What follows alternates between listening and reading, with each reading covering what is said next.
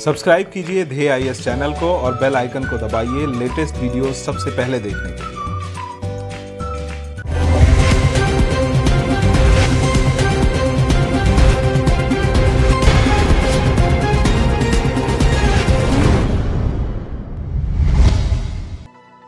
चीन ने भारत समेत दुनिया के अन्य देशों से हांगकांग पर नया राष्ट्रीय सुरक्षा कानून लगाने के मद्देनजर समर्थन मांगा है।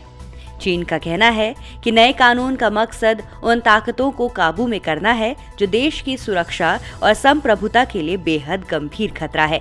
गौरतलब है कि हांगकांग पूर्व में रहा एक अंग्रेजी उपनिवेश है।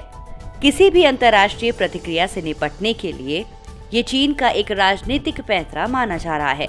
चीन ने भारत और कई अन्य देशों को अपने इस फैसले के बारे में आगाह कर दिया है कि नया कानून हांगकांग विशेष प्रशासनिक क्षेत्र में राष्ट्रीय सुरक्षा कायम करने के मद्देनजर है।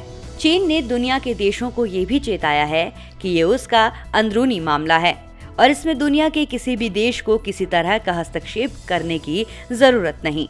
आपको बता दें, बीते शुक्रवार को चीन ने अपनी संसद में एक विवादित राष्ट्रीय सुरक्षा कानून का प्रारूप पेश किया था।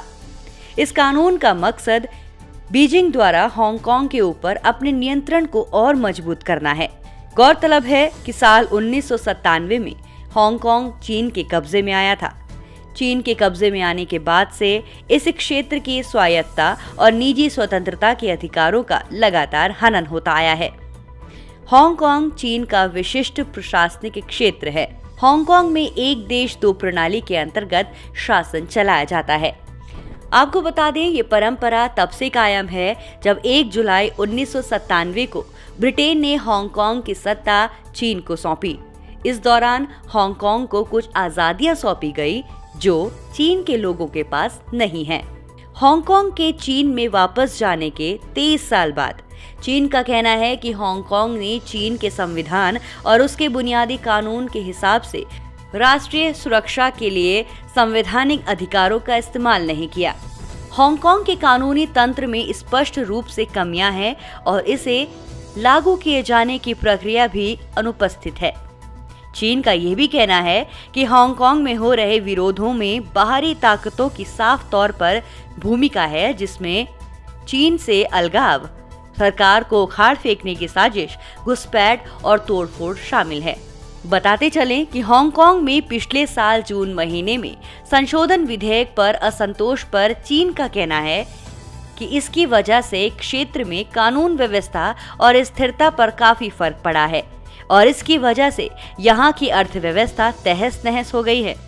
साथ ही लोगों की आजीविका पर भी गहरा असर पड़ा है। हांगकांग में चीन के खिलाफ हो रहे प्रदर्शनों की वजह यहाँ के लोगों की ज्यादा स्वायत्तता की मांग और चीन के बढ़ते दखल को कम करना है। इन गतिविधियों से न सिर्फ हांगकांग प्रशासन की सुरक्षा खतरे में आ गई है, बल्कि कानून व्यवस्था पर भी गहरा असर पड़ा है। वहीं चीन का कहना है कि इस तरह के प्रदर्शनों से न सिर्फ एक देश दो प्रणाली के सिद्धांत के लिए गंभीर चुनौती है, बल्कि इसने चीन की राष्ट्रीय सुरक्षा, संप्रभुता, एकता और क्षेत्रीय अखंडता के लिए भी बड़ा खतरा है।